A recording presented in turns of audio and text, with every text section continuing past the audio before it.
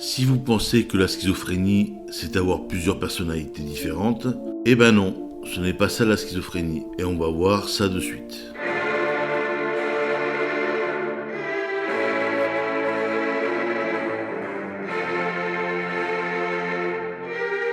Did you know that the word trauma comes from the Greek for wound? And what is the German word for dream? Traum. Ein Traum. Wounds can create monsters, and you are wounded, mon chien.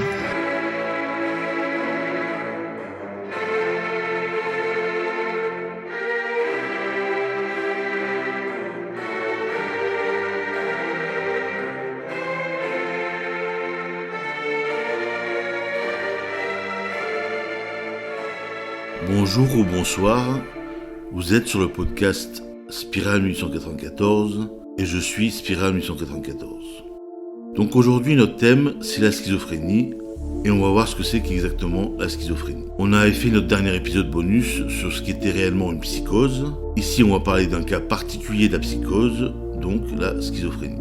Nous allons reprendre les mêmes documents de base que nous avions pris comme référence dans l'épisode sur la psychose. Nous allons donc nous baser sur 3 documents de référence. Un cours de Lydia Fernandez donné à l'Université de Toulouse 2, Jean Jaurès, dans le cadre d'une introduction à la psychanalyse, qui s'intitule Névrose et psychose, le DSM-5-TR, et un livre de psychopathologie intégrative basé sur le DSM-5, écrit par David H. Barlow et V. Marc Durand. Vous aurez les références dans la description. Il va y avoir des redits par rapport à l'épisode sur les psychoses, mais nous allons essayer d'aller plus loin que ce qu'on avait dit sur la schizophrénie, en reprenant à la fin des éléments de neurologie dont on avait parlé rapidement dans le premier épisode sur la psychanalyse inversée. Nous allons donc commencer par la nosographie psychanalytique de la schizophrénie en utilisant le cours de Lydia Fernandez. Alors encore une fois, et je le répète parce qu'il faut le répéter, les classifications et les nosographies ne sont pas immuables et changent avec le temps et l'avancement des sciences. Et par exemple, vous n'allez pas trouver la même classification selon que l'obédience du psy est psychanalytique, TCCiste ou qu'il soit psychiatre. Je rappelle que j'ai eu l'occasion de voir des classifications différentes chez des psychiatres entre eux, donc se mettre dans la tête que ces classifications sont là pour pouvoir discuter et appliquer des traitements, qu'ils soient médicamenteux ou psychothérapeutiques, mais qu'il ne faut pas que ça devienne des étiquettes collées sur le front des patients. Donc Lydia Fernandez classe la schizophrénie dans la grande classe des psychoses chroniques. La schizophrénie est caractérisée par l'association de 3 troubles principaux: la dissociation, le délire paranoïde et l'autisme. Les modes d'entrée dans la schizophrénie peuvent être plus ou moins lents et progressifs ou brutaux. La dissociation ou discordance se traduit à plusieurs niveaux. Au niveau intellectuel, avec un déficit de l'attention, une interruption du flux des idées, un problème de discordance dans la production verbale. Elle se retrouve aussi au niveau des affects, avec une ambivalence affective, des affects violents et paradoxaux, et une régression affective. On la retrouve aussi au niveau des comportements, avec de l'apragmatisme, une absence d'initiative, une indécision, une catatonie, qui est soit l'absence d'activité psychomotrice, soit l'agitation sans stimulation extérieure. Et il peut y avoir aussi des passages à l'acte impulsifs et immotivés. Le délire paranoïde est un délire flou, variable, non systématisé, changeant dans le temps, incommunicable, dont les thèmes multiples sont dominés par des idées de persécution, d'influence, d'atteinte corporelle, des thèmes religieux et surnaturels, des idées de protection, mégalomanie, d'identité. Tous les mécanismes délirants peuvent coexister. Hallucination, imagination, illusion, interprétation. L'autisme, c'est la rupture avec le monde extérieur, le repli sur soi-même et la reconstitution d'un monde intérieur hermétique aux autres. Il y a différentes formes de schizophrénie. La schizophrénie simple, l'hébéphrénie catatonique, l'hébédoïdophrénie, la schizophrénie paranoïde, les schizophrénies pseudonévrotiques et enfin les psychoses schizoaffectives. Dans la schizophrénie simple, il n'y a pas forcément de délire ou de trouble de la pensée, mais il va y avoir une accentuation de l'inhibition, un désinvestissement professionnel et social et de l'isolement. Il y a aussi une indifférence et un appauvrissement affectif et des troubles comportementaux. La schizophrénie simple s'installe progressivement à partir des traits de caractère schizoïde qui vont s'accentuer. L'hébéphrénie débute à l'adolescence de façon insidieuse et progressive. Ce sont des troubles de la concentration intellectuelle, responsable d'une baisse du rendement scolaire ou professionnel. Il va y avoir des troubles affectifs et du caractère entraînant un repli social, une apathie et une indifférence hostile à l'entourage. Il va y avoir aussi la perte progressive des intérêts, l'inertie et la boulie. Il va y avoir aussi des actes impulsifs ou engouements parascientifiques, ésotériques ou religieux, à caractère symbolique et abstrait. Et on y trouve aussi un recours à l'alcool et aux drogues. Il y a aussi les béphrénies catatoniques, où la discordance psychomotrice, donc catatonie, est au premier plan. Il va y avoir de l'inertie, de la stupeur, de l'apragmatisme, du maniérisme, du négativisme et de la stéréotypie. Il va y avoir aussi des décharges impulsives verbales, ou AGS. Quelquefois, il peut y avoir aussi des accès cataleptiques. C'est-à-dire que le sujet est figé dans une raideur plastique, se protégeant de tout contact avec le monde pour tenter de maîtriser des angoisses délirantes, terrifiantes. Et il y a la forme la plus complète de la schizophrénie, qui est la schizophrénie paranoïde. Dans cette schizophrénie, il y a délire et dissociation. Elle apparaît plus tardivement que l'hébéphrénie, souvent vers la fin d'un ou de plusieurs accès délirants aigus qui ne se sont pas résolus complètement. Ensuite, il y a l'hébédoïdophrénie, qui elle débute chez le sujet jeune par des troubles d'allure psychopathique et pervers, qui prennent un aspect de plus en plus discordant. Il va y avoir immotivation des impulsions, inaffectivité, comportements paradoxaux et bizarres, du retrait, etc. Il va y avoir aussi peut-être des épisodes délirants qui peuvent surgir. Cette schizophrénie-là se caractérise par des troubles du comportement, tels que des conduites antisociales, de la délinquance, de l'instabilité et de l'impulsivité. Lydia Fernandez parle aussi ensuite des formes frontières de la schizophrénie. Dans la schizophrénie pseudo-névrotique, le rapport à la réalité et les capacités d'adaptation sont mieux préservés que dans les formes schizophréniques franches. Les phobies, les obsessions et l'hystérie y sont fréquentes. Enfin, les psychoses schizoaffectives ou schizophrénie dysthymique sont à la frontière entre la schizophrénie et la psychose maniaco-dépressive, avec l'association de troubles mélancoliques et maniaques et de symptômes schizophréniques. Les troubles schizophréniques sont perceptibles pendant les périodes de normothymie. Durant certaines périodes, les symptômes dysthymiques et dissociatifs sont très atténués. Ces schizophrénies peuvent évoluer vers la désagrégation psychotique ou des schizophrénies franches. L'évolution de la schizophrénie reste difficile à systématiser. Il va y avoir des évolutions oscillantes par poussées et des rémissions. Elle peut s'améliorer après plusieurs années. Le traitement d'une infection aussi hétérogène dans ses manifestations, son évolution et ses facteurs pathogènes ne saurait être codifié. Il repose sur l'utilisation thérapeutique du milieu, sur des traitements biologiques, c'est-à-dire neuroleptiques, tranquillisants, hypnotiques, antidépresseurs et régulateurs d'humeur. Aussi sur la thérapie individuelle, psychanalyse, psychothérapie d'inspiration psychanalytique ou thérapie cognitivo-comportementale, ou collective du style psychothérapie analytique de groupe, psychothérapie institutionnelle, thérapie familiale, sociothérapie. Moi, personnellement, juste pour le storytelling, je suis atteint, mais je l'ai déjà dit, d'une schizophrénie affective. Donc j'ai des hauts et des bas, comme dans la bipolarité, et j'ai des symptômes de la schizophrénie, comme par exemple le délire paranoïde. J'ai un délire de persécution, comme quoi tout le monde veut ma mort. Et après, là-dessus, mon esprit brode, on va dire. Mais ça, c'est seulement quand je vais pas bien, ou que je fais une crise. Mais ça fait très longtemps que ça ne m'est pas arrivé. Je parle de tout ça dans l'épisode bonus 1 intitulé « Un psychotique pour les psychotiques, un remède contre les bourgeois de l'angoisse » et je vous invite à aller l'écouter ou le réécouter. Donc maintenant passons au DSM. Le DSM est le manuel diagnostique et statistique des troubles mentaux. C'est avec ça que l'on diagnostique les troubles mentaux à l'aide de définitions et de critères.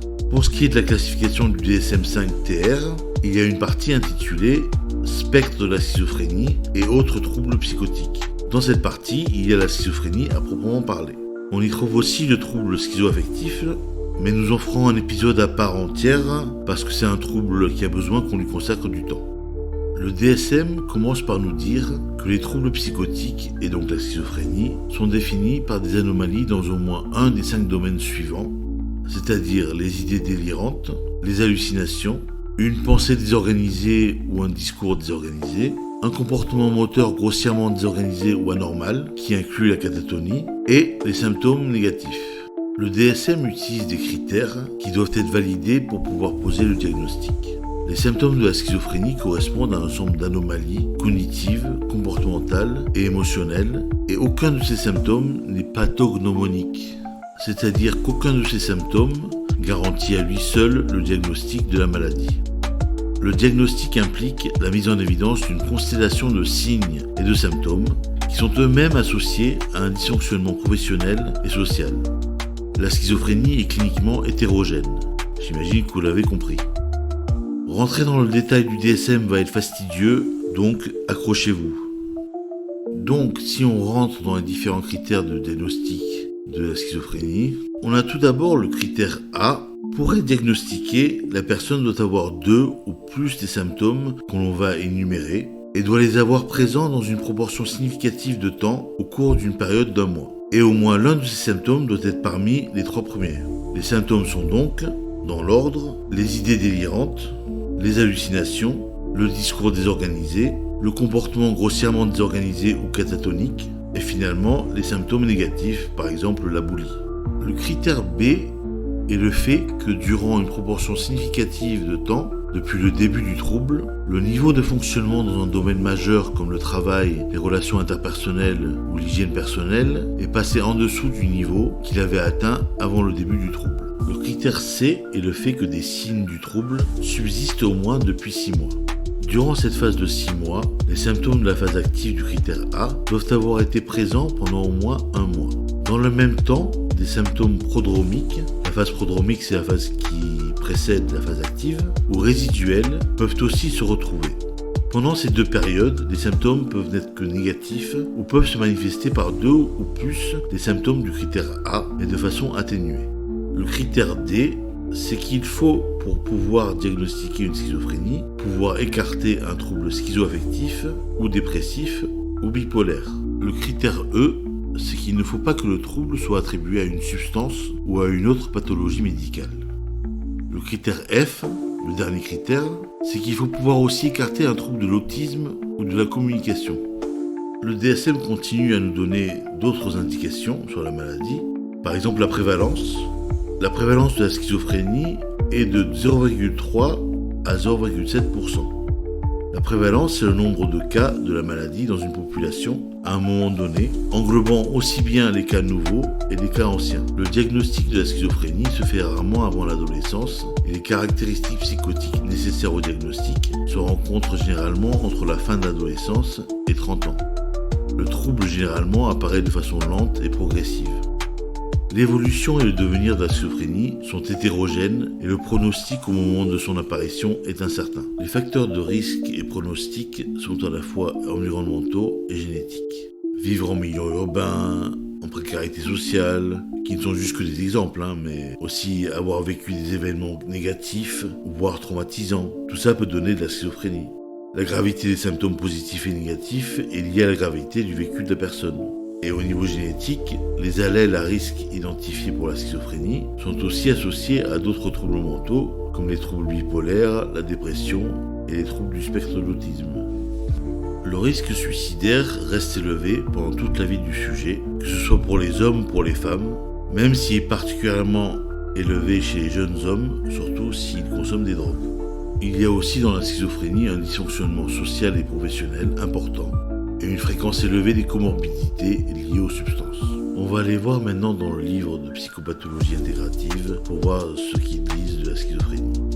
Donc enfin, on voit bien que le DSM exclut certaines catégories que l'on retrouve dans la classification que l'on a vue au début dans le cours d'introduction à la psychanalyse. Disons qu'il y a beaucoup moins de catégories. Et oui, les sous-types historiques de la schizophrénie ont été abandonnés par le DSM-5, tout simplement parce que la maladie évolue et prend différentes formes au cours du temps. Donc on a préféré substituer à ces sous-types une évaluation de sévérité. Au niveau neurologique, les médicaments antipsychotiques suggèrent la possibilité que les systèmes dopaminergiques soient trop actifs chez les personnes souffrant de schizophrénie. Dans l'étude de la schizophrénie, on s'est intéressé aussi D1 et D2. Les antipsychotiques, qui sont des antagonistes de la dopamine et qui sont souvent efficaces, empêchent partiellement son utilisation par le cerveau. Mais ces médicaments ne marchent pas sur tous les sujets et ne fonctionnent que partiellement sur les symptômes négatifs. Des médicaments qui sont dans la même classe que l'olanzapine fonctionnent là où les neuroleptiques traditionnels ne fonctionnent pas. ce qui est une mauvaise nouvelle pour la théorie dopaminique, puisque ces médicaments sont de faibles antagonistes de la dopamine. La réponse à tout ça, c'est que la relation entre dopamine et les symptômes est plus complexe qu'on ne le pensait.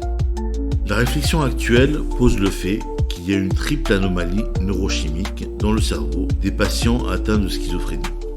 Il y a d'une part une stimulation trop forte des récepteurs dopaminergiques, D2, dans le striatum, c'est-à-dire les cellules qui contrôlent le mouvement, l'équilibre et la marche. Il peut aussi y avoir un déficit de dopamine dans le récepteur D1 du lobe préfrontal. Et plus récemment encore, la recherche suggère qu'il y a un déficit en glutamate ou un blocage des récepteurs NMDA, c'est-à-dire des récepteurs du glutamate. Même si on ne peut pas attribuer les symptômes de la schizo à une seule aire cérébrale, les observations nous poussent à penser qu'un dommage ou un dysfonctionnement cérébral serait la cause ou serait concomitant à la schizophrénie. Les observations se font sur les ventricules qui sont, dans la schizophrénie en général, plus grandes que la normale. L'agrandissement des ventricules pourrait être en relation avec la vulnérabilité à contracter la schizophrénie.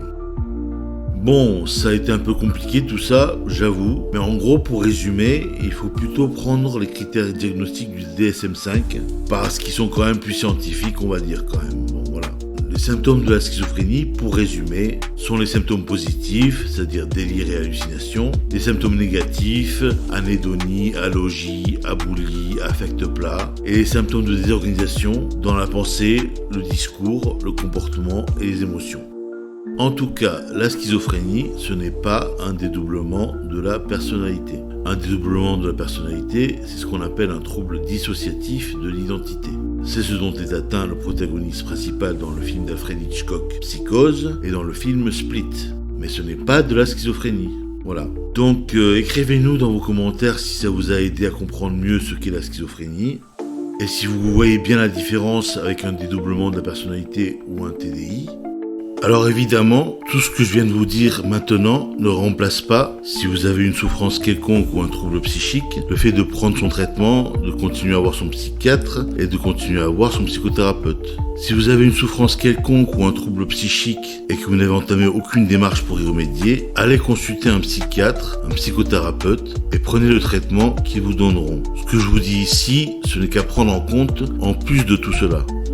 Donc l'épisode 4 du podcast portera sur de la philosophie. Ce sera dans la continuité de ma réflexion sur le non-existentialisme.